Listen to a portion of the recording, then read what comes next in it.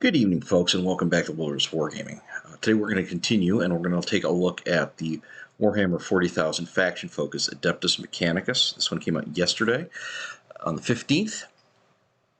We're going to get right into it. Please remember to like, subscribe, comment down below, and click the notifications bell for more great content from Wilderness Wargaming, and we'll get to you as quick as we can. So, getting into this, the Priesthood of Mars. And the Adeptus Mechanicus reports to take their defense in their own hands. Pincers are prehensile mechatendrites. Okay. Yeah, when I first started playing back in 2nd edition, the Adeptus Mechanicus were not a thing. They were one of many factions, like the Custodians. The Squats were actually on their way out to eventually come back as the Leagues of Votann. There weren't any Necrons. I remember when they first came out. But these guys were not a thing at the beginning. And nor were Gene Stealer cults. There were Tyranids, but there were no Gene Stealer cults. So these guys are one that I was interested to learn about when I came back to playing. They're not an army I'm too interested in. I don't know why. They strike me as being somewhat similar to Sisters in some respects, but they're not. They're kind of different. They're kind of more. I'd say a more Hordish version of Sisters is my impression of them so far. I've played against them twice. I found both games to be challenging and interesting, and I don't. They're not an army that I have any particular beef with. It's not like Votann, where I don't really like how they were mobilized and first came out. And it's definitely not like Tau, where I feel like the shooting is so over the top, and then they have so many ways to avoid damage in return that it just gets silly. I'd say, as far as shooting army go, they're a little bit more like Guard to play against, in that you feel like you can kind of clear them off the board a little bit, but they're also a little more like Sisters in the fact that they don't feel quite as fragile. They seem a little bit more specialized. I'd say they're kind of occupying the space in between Guard and Sisters in terms of eliteness for the Imperium. I do get a huge kick out of these bird-like hovercraft or whatever these things are that they have. They're pretty cool. Okay. Army rules, Doctrina Imperatives. It's sort of a battle round. You can select one of the Doctrina Imperatives below. Until the end of the battle round, the Doctrina Imperative is active for your army, and all units from your army that have the Doctrina Imperatives ability gain the relevant abilities shown below. Ranged weapons are equipped by models in this unit have the heavy ability. Each time a ranged attack targets this unit, if this unit is within your deployment zone, worsen the armor penetration characteristics of that attack by 1. Okay.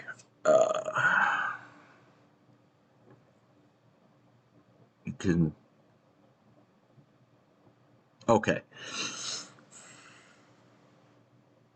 So you can get, if you're staying stationary, you can get +1 to hit because all your weapons are going to be heavy. And in your own deployment zone, you get a -1 to enemy armor pen. But that's pretty handy because armor penetration is also kind of going down across the board. So that is that's the one that would really excite me. This one is a little less so, but I can definitely see where it's useful. I think that most of the Adeptus Mechanicus stuff is building skill 4. Because this really allows you to get it up to the 3 that's considered like the decent skill. Okay. Conqueror Imperative. Ranged weapons equipped by models have the assault ability, so you can advance and still shoot. Each time on a model in this unit makes a ranged attack, if the target of that attack is within your opponent's deployment zone, improve the armor penetration characters of that by 1. So if the enemy is hanging back and castling, now this could be great against enemy shooting armies. I don't think it's going to be all that wonderful against melee armies or fast armies that want to get out of their deployment zone. But if you're dealing with something like Iron Hands or Tau that tend to castle up, okay, yeah, let's go. That's good stuff. Okay, now this is the one that I'm most questioning. This is the first ability I've seen where I'm really like, this one could actually be a problem. So you rad bombard the enemy. At the start of the first battle round, for each enemy unit within your opponent's deployment zone, your opponent must decide whether that unit will take cover or stand firm. If the unit takes cover until the end of that battle round, the unit is battle shocked. If the unit stands firm, roll 1d6 for that unit. On a 3+, it suffers d3 mortal wounds. Okay. that forces your opponent into a lot of very tough choices. Now, if it's somebody who has a high amount of deep striking stuff, maybe less useful. If it has, pregame moves and keep out of the deployment zone, you can maybe force somebody into a tough choice if they don't have the first turn on whether to move out or suck down the bombardment. Now, playing Sisters, I can see where this actually could be handy if you use a lot of bigger units. I could see sucking this down because someone will take a mortal wound, lose a model right away, and already be at +1 to hit. So in that case, it could be a little counterproductive. But overall, keeping them battle shocked until the end of the first round, that could be tough. Battle round 2 onwards, we have Fallout. At the start of the second, third, fourth, and fifth battle rounds, 1d6 for each enemy unit on a deployment zone on a 3+, that unit suffers 1 mortal wound. So it's basically just a lesser version of the initial one if the unit chose to stand firm, but they no longer get the option to take cover. This is gonna punish your opponent hanging back. There's a lot here between this and this protector imperative, or rather this conqueror imperative, that's going to really punish an opponent for hanging back in their own deployment zone. It's going to force them to move out. It's going to open up their back area for you to move deep strikers in and get stuff behind them. This is a great, great battlefield control tool. And that is what really makes me wonder about it even more than the damage that it'll actually inflict, as to whether or not this is the first ability that I could really see how this one could be too much, because it's going to really punish units that don't have wound shrugs or which have a lot of units. Well, it's actually going to punish even ones that have few units. So if you're playing custodians, if you choose to stand firm and you take a 3, you're losing a whole custodian there, basically for free. This one could. I don't know. I'm gonna have to wait and see on this, but I'm gonna say right now, this one is making caution lights flash in my head more than anything else that we've seen so far for 10th edition. Okay, unit spotlight. Forged worlds are often saturated with radiation from all their industry, but instead of being seen as deadly afflicted, this is a visible gift and a powerful weapon against the enemies of the Omnicide. The sheer presence of Skitarii Vanguard Squad disrupts and debilitates those who get too close. Okay, so what do these guys got?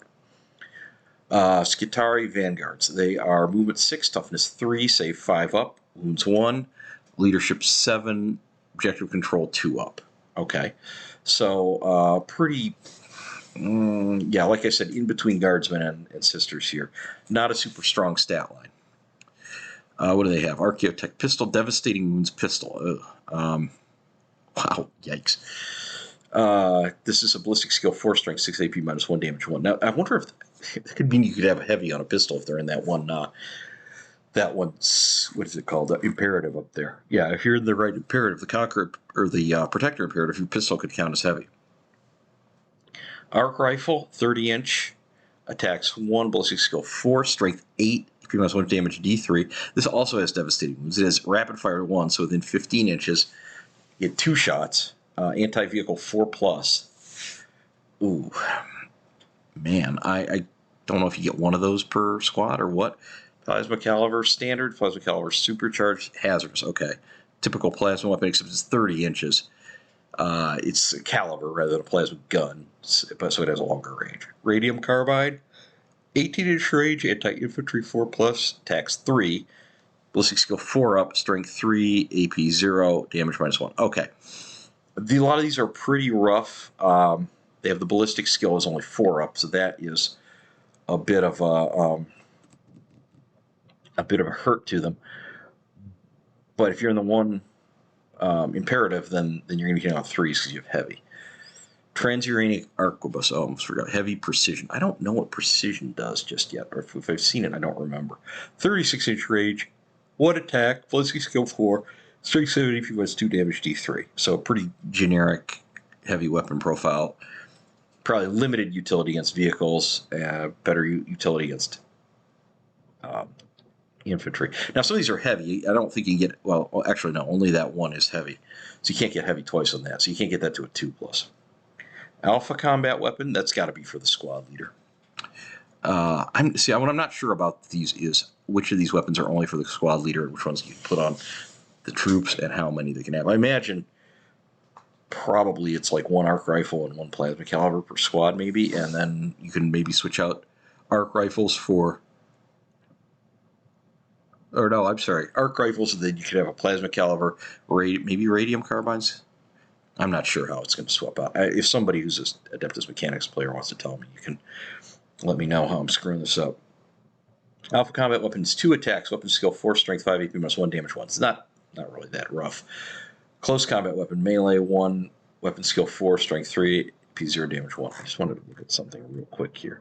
Range, okay, good. Just make sure they didn't accidentally just say weapons, so somebody could claim that the close combat weapons were heavy and were +1 to hit. Doctrinaries, rad saturation, aura. While an enemy unit excluding vehicles is within 3 and subtract 1 from objective control from their radiation. Oh my goodness. Yeah, so unless they're outnumbered, they're going to be holding that objective. Enhanced data tether. So the emergency units start stratagem on 5 up, you gain 1 CP. Ranged weapons ignored by models of the bearer's unit have the ignores cover ability. Oh boy. Yeah, I'm not happy about that. The ignores cover being a common thing. I don't care for that. Invulnerable save 6 up. So I don't think these things will be too bad to kill, but I do think they're going to be really putting out a lot of punishment in the offense. So points values are going to be very key. These things could potentially be a really overpowered battle line unit, or they could be very well balanced if the points values are right. Nothing down here that's too surprising. Let's see here. You can also turn Rust Stalkers, optimize gate. I think these are their melee troops. Yeah. +1 to advance and charge within 6 more of friendly battle line unit. Add 2 to advance and charge. So they're supposed to work in conjunction with the battle line units, which are what used to be troops, or fairly close to that. And that'll give them +2 to advance and charge. That makes for a very reliable charge because now your 9-inch charges are down to 7s, which you're going to make more than half the time. And any shorter charges, you're going to very, very close to guaranteed. Okay, Belisarius Call, their big boss. Now, this guy, I have to admit, I love this guy's model. He looks really cool. And if I did want to play an Adeptus Mechanicus army, I would have him in every single one because I love this guy. He looks awesome, even though I hear he wasn't all that great for a lot of 9th. Okay. 6-inch movement, toughness 8, save 2 up, 10 wounds, leadership 6, objective control 3. A little lower than I would have thought. Okay. He's a monster, a character, Epic Hero, Imperium, Tech Priest, Belisarius Call. He's not infantry, so very comparable to Guilliman or Morvenval. What do we got? Solar Atomizer, Blast, Melta, D3. So you can get D3 extra wounds within half range. 18-inch range. D3 attacks, ballistic skill 2 up, strength 14, AP minus 4, damage 3. So this is a super duper Melta gun. Strength 14 instead of strength 9. Otherwise, very slow. The damage is not D6, but you're going to get extra. So it's D3 plus 3 rather than D within. So you got more reliable. You got a more reliable minimum. Okay. Unless you got more shots than a regular Melta gun. Probably. Arc Scourge, anti-vehicle, devastating wounds, extra attacks, melee attacks 4, weapon skill 2 up, strength 5, AP minus 1, damage 1. Now, with the anti-vehicle, that means it's going to be wounding vehicles on a 4 up no matter what. So toughness isn't going to help them that much. And it does devastating wounds, so it's going to convert those to mortals. That is, well, for a guy like him, though, he should have something like that. This guy should be able to take apart vehicles close in. He's almost like an Imperial Lord Discordant.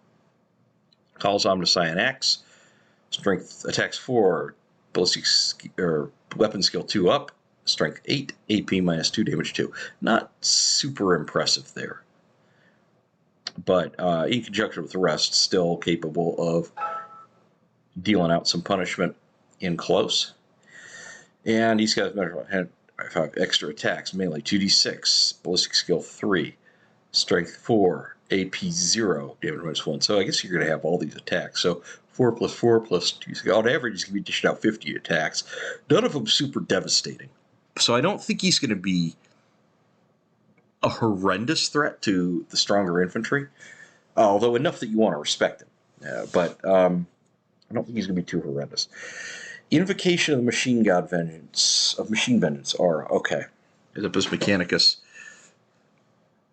is within 6, reroll hit rolls of 1. He's got Mantra of Discipline. Within 6 inches, reroll Battle Shocks or Leaderships.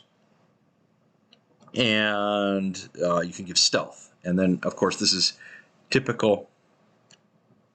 You can pick one of those based on his Canticles of the Omnici over here on the right. He has Lone Operative within 3 inches. Adeptus Mechanicus model. I'm not completely sure how Lone Operative works. So I think that means he gets basically Lookout Sir if he's within 3 inches, but he doesn't have to be part of a squad. And self-repair mechanisms. Oh, he regains D3 wounds per command phase. That's great. As long as you're careful not to get him shot off the board right at the beginning in one go, that's going to make him a real pain to deal with. And he is an invul on a 4-up. So I would not sneeze at this character at all. He's pretty great. He looks super cool. I wish you could see his whole model up there. But yeah, I think he's going to be a strong contender. Interestingly, I find this guy far less threatening than I do this squad profile. This profile up here I find very nerve-wracking, especially in conjunction with the Bombardment and Fallout and the Imperatives. But Belisarius, yeah, he looks like just what an army commander faction superhero should look like. Okay, down here we have the Eradication Beamer. Dissipated and Focused Blast. So we have the typical anti-infantry, anti-armor profiles. So 36-inch range, attacks 6. D6. Attacks D6, excuse me. Ballistic skill 4 up, strength 9, AP minus 2. Damage 2. Speed hits D3. So on every 6, it's going to get D3 additional hits. And it's a blast. So this thing is going to be the absolute bane of large squads with a profile like that. Larger squads of Marines, like with 2 wounds, ooh, that's potentially ugly. Now, stuff that has 3 wounds is going to decrease its efficiency a lot, but overall, that's going to be a lot of hits. It potentially can spike the number of hits very high. Okay, this is on the Onager Nooncrawler, by the way, whichever vehicle that is. I don't know the Adeptus Mechanicus vehicles too well. And then we have the Focused Blast. This is also Blast Sustained Hits D3. 18-inch range, D6 attack, ballistic skill 4, strength 9, AP minus 3, damage 3. It's trading a lot of range for slightly better armor penetration and damage. So that's not very much of a profile change, which is interesting. Usually there's a significant difference between the profiles. This one's going to be very similar, and I can imagine there's a lot of situations that are going to be Mox Nix. Well, no, you're not getting any extra hits for using the top one. So really, the top one is just for shooting farther, because you're not losing any attacks or anything else by using the top one. All right, Stratagem Spotlight.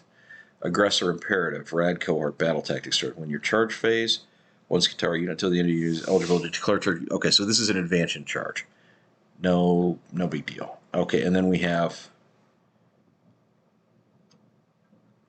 this one. Oh, we have 2 stratagems to look at. Bull, Rad Cohort.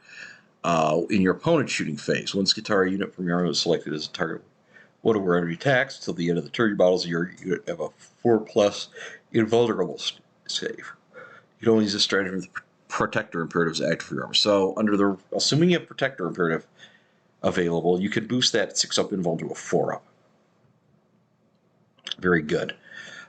This is the kind of thing that makes me hope that Ignore Invuls will not be in the game, because it just renders stuff like this useless.